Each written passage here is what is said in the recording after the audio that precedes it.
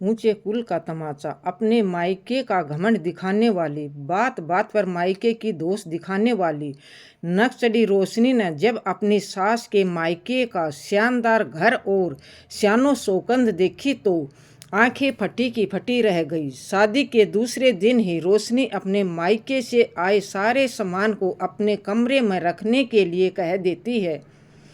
शादी का घर है, उस दिन तो किसी को भी उसके मायके से आए सामान को उसके कमरे में रखने का समय ही नहीं मिलता है।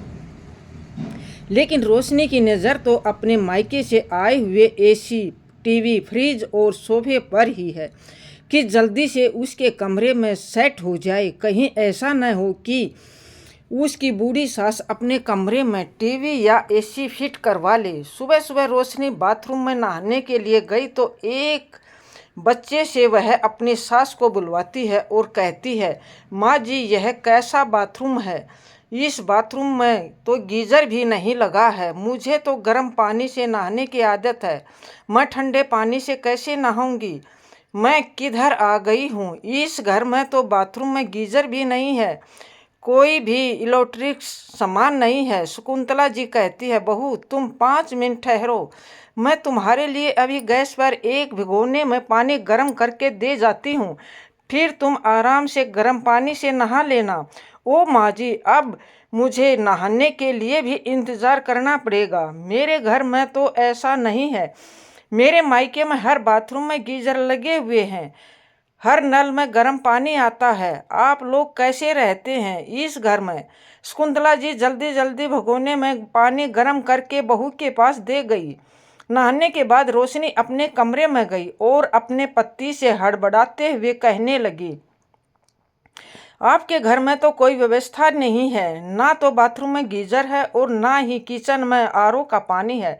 मैं तो नॉर्मल पानी कभी नहीं पीती हूँ, हमेशा आरओ का ही पानी पीती हूँ। तुम ऐसा करना कि मेरे लिए आरओ के पानी की बोतल मंगवा देना, मैं तुम्हारे घर के नल का पानी नहीं पीऊँगी, मेरा गला खराब हो जाता है, कहीं मैं बीमार पड़ गई तो।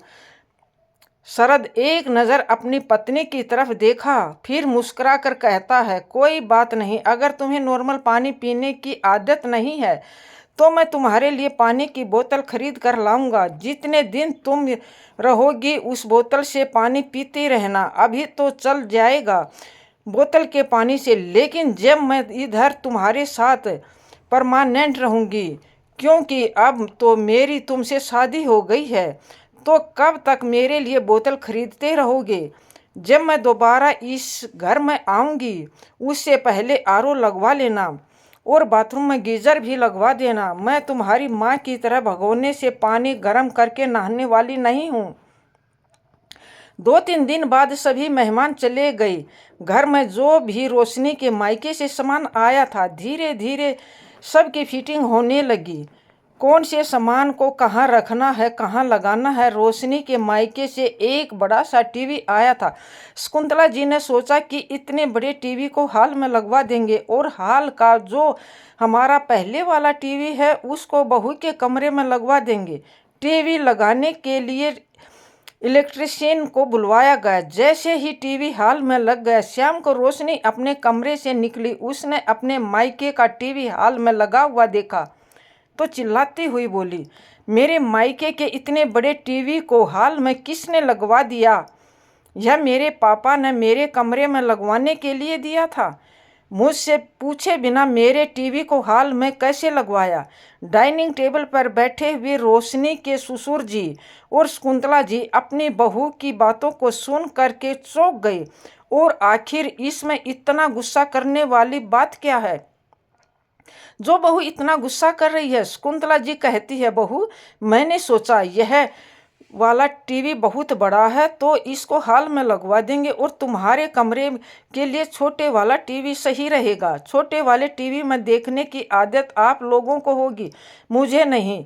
मेरे मायके में बहुत बड़ा टीवी लगा है, इसलिए मेरे पापा ने इतना बड़ा टीवी मुझे दिया है और इसको अपने कमरे में लगवाऊंगी। इसको निकलवा के मेरे कमरे में लगवाओ और जो पुराने वाला टीवी है वह वापस से अपने हॉल में लगवा लो। मैं उस पुराने और घटिया से टीवी को अपने कमरे में नहीं लगने दूंगी। अपनी बहू की बातों को सुनकर शकुंतला जी को बहुत बुरा लगा। उसकी आंखों में आंसू आ गए। पास में ही बैठे शकुंतला जी के पति अशोक जी कहते हैं, अरे शकुंतला, बहू सही कह रही है, हम अपने पुराने वाले टीवी को ही देखते हैं और मैंने तो तुमसे पहले ही कहा था, मुझे उसी को देखने की आदत है। मैं तो कितने सालों से उसमें अपने समाचार सुनता हूँ, मुझे वही अच्छा लगता है। हाँ बहू ठीक है, हम अभी निकलवा के तुम्हारा टीवी तुम्हारे कमरे में लगवा देते हैं।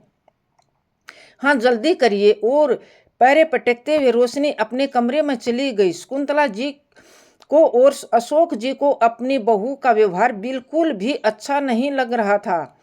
बहुत जब देखो तब अपने मायके की दोष दिखाती रहती थी कि उसके मायके में ऐसा है, उसके मायके में वैसा है, उसके पापा ने ये दिया है, उसके पापा ने वह किया है। शकुंतला जी अपने पति से कहती है, हमारे पास देखा जाए तो कोई कमी नहीं है।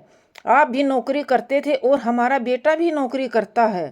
आपको अभी भी पेंशन मिलती है। हमारा घर अच्छी तरह चल रहा है, किसी भी चीज़ की कमी नहीं है। ना ही मैंने आपसे कभी कुछ कहा कि हमारे घर में कोई कमी है, लेकिन जब से बहू आई है हमारे घर में कोई ना कोई कमी निकाल ही देती है।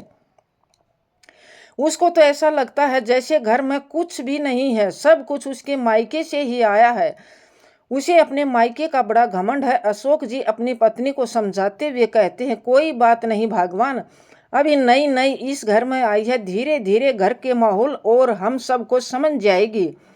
थोड़ा उसको हमारे घर में के माहौल के हिसाब से एडजस्ट होने का समय तो दो।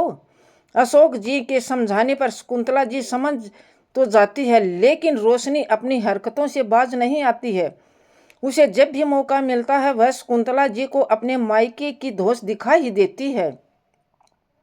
अपने मायके से आया हुआ सारा सामान, एसी, सोफा, टीवी, सब कुछ अपने कमरे में लगवा लेती है। एक दिन शकुंतला जी की बहू के मायके से आई हुई मिक्सी में चटनी पीस रही थी। अचानक से मिक्सी का जार खुल गया और चटनी पूरी रसोई में छिटक गई। रोशनी चिल्लाते हुए आई और कहा, तुमसे किसने कहा था मेरे मायके से आई हुई मिक्सी में चटनी पीसने के लिए? तुम्हें तो अपनी पुरानी वाली मिक्सी ही इस्तेमाल किया करो। यह तो आज के ज़माने की मिक्सी है, तुम्हें इसमें चटनी पीसने नहीं आएगी। शकुंतला जी कहती है, हाँ बेटा, कहे तो तुम सही रही हो। यह हमारी पुरानी वाली मिक्सी से एकदम अलग है। इसमें पता ही नहीं चलता कि कौन सा बटन कहाँ से दबाना है।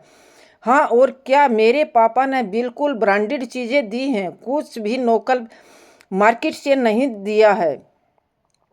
मेरा पापा हमेशा ब्रांडेड चीज़ें ही खरीदते हैं। अपने बहू की बात सुन करके शकुंतला जी फिर से उदास हो गई कि आज फिर बहू ने अपने मायके की दोष दिखाई दी। एक दिन शकुंतला जी ने हिम्मत करके बहू को प्यार से समझाने की भी कोशिश की। बहू, तुम्हारे मायके में जो कुछ भी है वह तुम्हारे मायके का है, लेकिन अब यह तुम्हारी ससुराल है। इधर ससुराल में जो कुछ भी है वह तुम्हारा है। शरद तो ज़्यादातर समय अपने ऑफिस के कामों में ही बिजी रहता था। घर पर शकुंतला जी और अशोक जी अपनी बहू के साथ रहते थे। एक दिन बहू को अपने मायके जाना था। शकुंतला जी अपनी बहू के लिए 2 साड़ियाँ खरीद कर लाई और देते हुए कहा, बहू तुम मायके जा रही हो, मैं तुम्हारे लिए 2 नई साड़ियाँ खरीद कर लाई हूँ। इन साड़ियों को तुम अपने मायके में डेली में पहन लेना, तुम्हारी ऊपर बहुत अच्छी लगेंगी। पूरे 2000 की 2 साड़ियाँ खरीद कर लाई हूँ। क्या माँ जी मेरे लिए सिर्फ 2000 की 2 साड़ियाँ लाई हो? मैं हजार रुपये की साड़ी पहनूंगी, कैसी बातें कर रहे हो? मेरे पापा तो हजार रुपये की साड़ियाँ मेरी काम वाली को दिवाली पर देते हैं और मेरी शादी की जितनी भी साड़ियाँ हैं, एक भी साड़ी 15,000 के नीचे नहीं है। और आपने मुझे सिर्फ 1000 रुपये की साड़ी पहनने के लिए दी हैं। आपकी दी हुई साड़ियाँ मेरे मायके वाले देखेंगे और अगर मैं उधर पहनूंगी तो मेरी तो नाक ही कट जाएगी। आप अपनी साड़ी अपने पास ही रखिए, मैं यह फटीचर सी साड़ियाँ अपने मायके में नहीं पहनने वाली हूँ। आपको पता नहीं मेरे मायके वाले कितने पैसे वाले हैं। आपका घर तो सिर्फ 3 कमरों का बना हुआ है। मेरे मायके में 3 मंजिला मकान बना है। मेरे पापा इस शहर के बहुत बड़े बिजनेसमैन हैं। वह तो शरद मेरे कॉलेज में पढ़ता था, मुझे पसंद था, इसलिए मेरे पापा ने शरद से मेरी शादी करवा दी। वरना आप लोगों को तो मेरे मायके वालों की हैसियत के बिल्कुल भी नहीं है। पास में बैठे हुए अशोक जी से बहू की बातें बर्दाश्त नहीं हो रही थी। वह बीच में टोकते हुए कहते हैं, बेटा अब तुमने ही लव मैरिज की है तो इसमें कोई और क्या कर सकता है। तुम्हें मेरा बेटा पसंद था इसलिए तो शादी की है। और रही बात हैसियत की, तो हैसियत तो पैसों से नहीं उनके अच्छे व्यवहार से बनती है। तुम तो पूरे मोहल्ले में जाकर देख लो, हमारे ऑफिस में जाकर पूछ लो कितना नाम है हमारा। अगर तुम्हें शकुंतला की लाई हुई साड़ियाँ पसंद नहीं है तो मत ले जाओ, लेकिन बात बात पर अपने मायके की दोष मत दिखाया करो। अशोक जी की बातें सुनकर बहू का मुंह खुला का खुला रह गया। अपना मुंह फुलाकर कमरे में चली गई और फटाक से गेट को बंद करके बैठ गई। शकुंतला जी अपने पति की तरफ देखते हुए कहती है, क्यों आपने उससे कुछ कहा दिया, जाने देते। नहीं शकुंतला, बात बात पर वह तुम्हारा अपमान करती है। जब देखो तब तुम्हें अपने मायके का घमंड दिखाती रहती है। तुम भी किसी से कम नहीं हो। कुछ दिनों बाद बात आई गई हुई। एक दिन रोशनी के मायके से फोन आता है। रोशनी के छोटे भाई की एंगेजमेंट है जिसमें आप सबको आना है। रोशनी अपने मायके जाने के लिए तैयारी करने लगी। जब वह अपने मायके जाने लगी तो सास ससुर को कहकर गई कि आप लोग अच्छे से कपड़े पहन कर आना, यह सस्ते से कपड़े पहनकर मत आना, नहीं तो 4 लोगों के सामने मेरे मायके में मेरी नाक कटवा दोगे। इतना कहकर वह अपने मायके चली गई। मायके में एंगेजमेंट वाले दिन बेटा शरद अपने माता पिता को लेकर अपने ससुराल पहुंच गया। बहू के मायके अशोक जी और शकुंतला जी भी पहुंचे गए थे, लेकिन रोशनी का व्यवहार अपने साथ ससुर के प्रति इधर भी अच्छा नहीं था। ना तो उसने अपनी सास को अच्छे से बात की, ना ही उन्होंने उतना मान सम्मान दिया। थोड़ा बहुत चाय पानी पूछने के बाद किसी ने उनसे बात भी नहीं की। बेचारे दोनों लोग बहू के भाई के एंगेजमेंट का फंक्शन अटेंड करने के बाद घर वापिस आ गए। शकुंतला जी को भी अपने बहू के मायके वालों का व्यवहार कुछ अच्छा नहीं लगा। उन्होंने सोचा था कि अब वह शादी में नहीं जाएंगे, बेटा बहू चले जाएंगे। एक बार जाकर देख लिया। उन्होंने ना तो ढंग से पूछा और ना ही बात की। ऊपर से रोशनी तो अपने मायके का दिखावा करने में ही लगी हुई थी। मेरे मायके का 3 मंजिला मकान बना है, मेरे मायके में यह है, मेरे मायके में वह है, मुझे नहीं जाना उधर। अशोक जी कहते हैं, ठीक है भगवान, तुम्हें जैसा लगे वैसा ही कर लेना, तुम्हारी मर्जी। मैंने तुम्हें कभी मना नहीं किया। क्या करना है। शादी भी हो गई, लेकिन शकुंतला जी और अशोक जी शादी में नहीं गए, क्योंकि उस समय पर भी उन्हें इत्तेफाक से अपनी बहन के इधर जाना था, क्योंकि बहन की बेटी की शादी थी।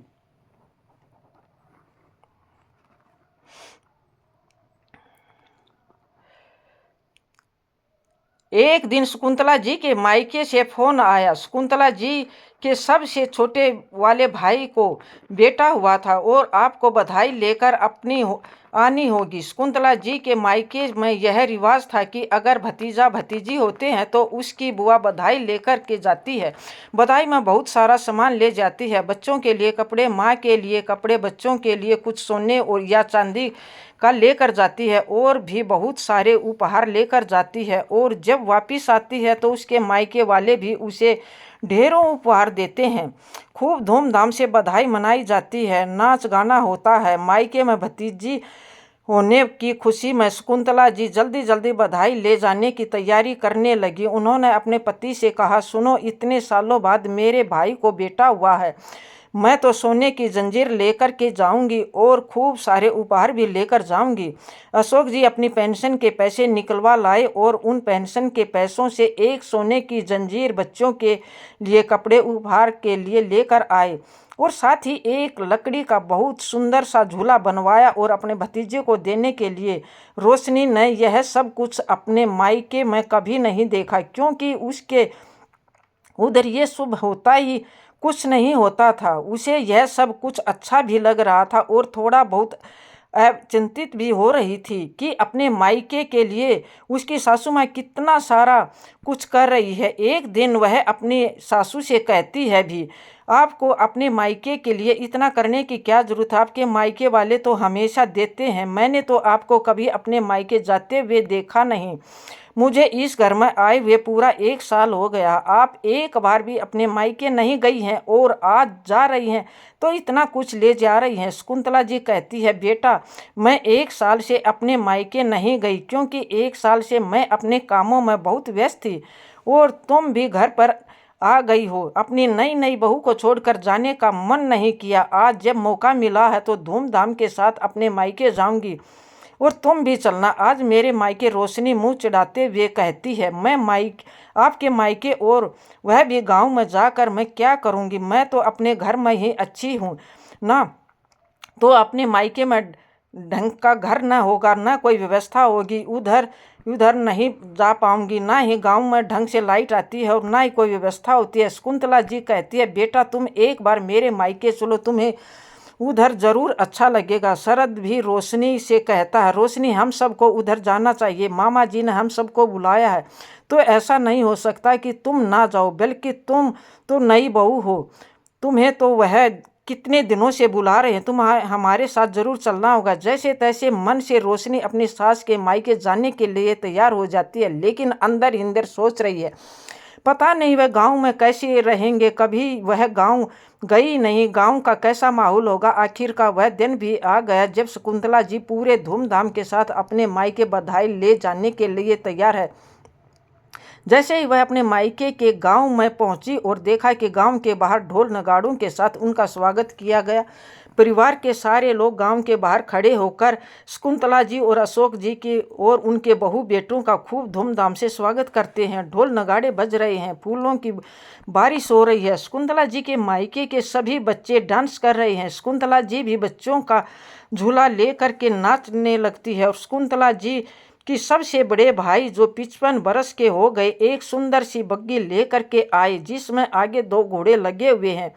उस बग्गी में अपनी बहन और अपने दामाद को, उनके बहू बेटों को बैठाकर पूरे गांव में फेरी लगवाते हैं। धूमधाम से अपने दामाद, बहनोई और बहन का स्वागत करते हैं। ऐसा भव्य स्वागत को देखकर रोशनी की आंखें फटी की फटी रह गई और उसने तो समझा था कि उनकी सास का मायके गांव में और उधर जो तो कुछ भी नहीं होता, लेकिन इतना कुछ देखकर वह दंग रह गई। जैसे ही अपनी सासू माँ के घर के बाहर बग्गी रुकी तो उसने देखा कि एक बहुत बड़ा सा नक्शा वाला घर बना हुआ था, जो कि इतना बड़ा था कि ऐसे लग रहा था कि बड़े घर में 4 से 6 इकट्ठे बन जाएं। आंखें बड़ी बड़ी करके रोशनी अपनी सास के मायके का घर देख रही थी। जैसे ही घर के अंदर प्रवेश करते तो पूरा घर पक्का बना हुआ है। घर का बेड़ा इतना बड़ा है कि उसमें 3 कार खड़ी हैं, बड़े बड़े दालान हैं, 3-3 आंगन है। एक आंगन में गाय भैंस बंधी हुई हैं, दूसरे आंगन में सभी लोग रहते हैं, जिसके चारों तरफ कमरे बने हैं और दालान बने हुए हैं, और पीछे वाले आंगन में पूरी बगिया लगा रखी है। इतना शानदार घर देखकर रोशनी के होश उड़ गए। शहर में तो ऐसा घर कभी देखने को नहीं मिला था, और इतने बड़े घर में शहर में होते ही नहीं, बड़े बड़े घर तो सिर्फ गांव में देखने को मिलते हैं। तभी शकुंतला जी बड़ी वाली भाभी आती है और बड़ी सी परांत में उनके पैर धुलाती है, खूब मान सम्मान देती है, खाने को तरह तरह की मिठाई और खूब सारा सामान। जब खाने की बारी आती है तो थाली में रोशनी कटोरियाँ गिन जाती है। 6 तरह की सब्जी बनी है, 3 तरह की रोटियां बनी है, बाजरा का आटा, मक्की का आटा। रात को खाना खाने के बाद सभी लोग बातें करने बैठ गए, लेकिन रोशनी मन ही मन में उलाहट हो रही थी। कब वह अपनी सासू माँ से पूछे, माँ जी आपका मायका इतना अच्छा है, लेकिन आपने पहले कभी बताया नहीं। आखिरकार उस मौका मिल गया। अपनी सासू माँ की चारपाई पर बैठ गई और उसके पास बैठकर पूछने लगी, माँ जी आपके भैया क्या करते हैं? आपका मायका इतना बड़ा है, आपने मुझे कभी नहीं बताया। तो खेत में तुम फार्म हाउस देखोगी तो तुम बहुत खुश हो जाओगी। क्या माँ जी? मामा के इधर फार्म हाउस भी है? हाँ बेटा, पास वाले खेत पर ही छोटे वाले मामा जी का फार्म हाउस बना रखा है। उसमें ट्यूबवेल लगा है, साथ ही साथ 2-3 कमरे बने हुए हैं, बागवानी है, बल्कि घर की सारी सब्जियां वहीं से आती हैं। बाहर से सब्जियां खरीदने की कभी ज़रूरत ही नहीं पड़ती। सभी ताज़ा सब्जियां खाते हैं। अपनी सासू माँ की बातें सुनकर रोशनी के होश उड़ते जा रहे थे कि उसकी सासू माँ के मायके वाले इतने पैसे वाले हैं, 3-4 कारें हैं, इतना बड़ा घर है, फार्म हाउस है, इतनी सारी ज़मीन जायदाद है, लेकिन उसकी सासू माँ ने कभी अपने मायके के कोई जिक्र नहीं किया और ना ही कभी अपने मायके का कभी घमंड दिखाया। लेकिन मैंने तो बात बात पर अपने मायके का की धौंस अपनी सासू माँ को दिखाती हूँ। अपनी सासू माँ के मायके को देखकर आज उसे अपना मायका फीका लग रहा था, जबकि सासू माँ का मायका तो मेरे लिए कितना दबंग है। मेरे घर में तो सिर्फ 3 मंजिला है, वहाँ 300 गज में ईद पूरा घर 3000 गज का बना हुआ है। अब रोशनी तो बार बार वही बातें याद आ रही है जब उसने अपनी सासू माँ को अपने मायके की धौंस दिखाई थी और अंदर ही अंदर वह आत्मगिलानी से भरती जा रही थी। उसे लग रहा था कि कब वह घर पहुँचे और अपनी सासू माँ से अपने किए की माफ़ी मांगे। 2 दिन तक मायके में रहने के बाद शकुंतला जी, अशोक जी और उनके बहू बेटे उनको मायके वाले पूरे सम्मान के साथ विदा कर देते हैं, खूब सारे उपहार देते हैं। घर जाकर रोशनी अपनी सासू माँ के कमरे में गई और कहती है, माँ जी, आपके मायके में सब लोग इतने पैसे वाले हैं, आप हमेशा इतने अच्छे परिवार से रह रही हैं, लेकिन फिर भी आपने मुझे कभी नहीं जिताया कि आप भी बहुत अच्छे परिवार से हैं, आपका मायका बहुत अच्छा है, जबकि मैंने आपके कितनी बार अपमान किया। आपने मायके की दबंगई दिखा करके मुझे अब बहुत बुरा लग रहा है। आप मुझे माफ़ कर दो। अब माफ़ नहीं करेंगी मैं तब तक इस कमरे से नहीं जाऊंगी। शकुंतला जी अपनी बहू से कहती है, बेटा, हमें तो हमेशा ही अपनी बहुत सारी सुख सुविधाओं में पली बड़ी हूँ। पिताजी ने मेरी शादी अशोक जी से कर दी थी। अशोक जी एक स्कूल में बहुत ईमानदार अध्यापक है। इसकी ईमानदारी से प्रभावित होकर मेरे पिताजी ने मेरी शादी उनके साथ की, हालांकि उनकी आर्थिक स्थिति अच्छी नहीं थी। मेरे पिताजी ने कई बार मेरी आर्थिक मदद करने की कोशिश भी की थी, लेकिन अशोक जी को तो यह पसंद नहीं था कि वह अपनी ससुराल से पैसे लाकर कि अपने घर चलाए। उनके स्वाभिमान को ठेस पहुंच जाती अगर मैं अपने मायके से पैसे लेकर घर पर चली आती, तो इसलिए अपने पति का मान रखने के लिए कभी भी मैंने मायके की मदद को स्वीकार नहीं किया। जितना सम्मान के साथ उन्होंने दिया बस उतना ही लिया। बेटा, पैसों से ज़्यादा मान सम्मान होता है, और वह तो तुमने देख ही लिया है मेरे मायके में जा कर के कि मेरे मायके वाले मेरा और मेरे पति और मेरे बच्चों का कितना मान सम्मान करते हैं। अब तुम ही बताओ, पैसा ज़रूरी है या मान सम्मान? अगर मैं आपके मायके से पैसे लेकर आती तो मेरे भाई भाभी भी हमेशा यही सोचते कि मायके के पैसों से पल रही है, लेकिन आज जैसी भी हूँ सम्मान के साथ अपने मायके जाती हूँ। अपनी सास की बातों को सुनकर रोशनी उसके गले लग गई और ज़ोर ज़ोर से रोने लगी। माँ जी, आज आपने मुझे एक नई सीख दी है। मैंने तो अपने मायके में यह सारी चीज़ें कभी सीखी ही नहीं। मैं तो हमेशा अपने मायके की चीज़ों की धौंस दिखाया करती थी और आपको कितनी बार मैंने बेइज्जती किया। अब मुझे अपने आप पर गुस्सा आ रहा है। मुझे माफ़ कर दो माँ जी, अब आगे से ऐसा नहीं करूँगी। शकुंतला जी अपनी बहू को माफ़ कर देती है और रोशनी भी अपनी सासू माँ के साथ बहुत ही अच्छी तरह का व्यवहार करने लगी। तो दोस्तों, कभी भी किसी को सामने से यह देखकर नहीं आंकना चाहिए, अच्छी बात नहीं होती। दोस्तों, आपको यह कहानी कैसी लगी? अगर पसंद आई हो तो लाइक करना, सब्सक्राइब करना। जय श्री कृष्णा, राधे राधे।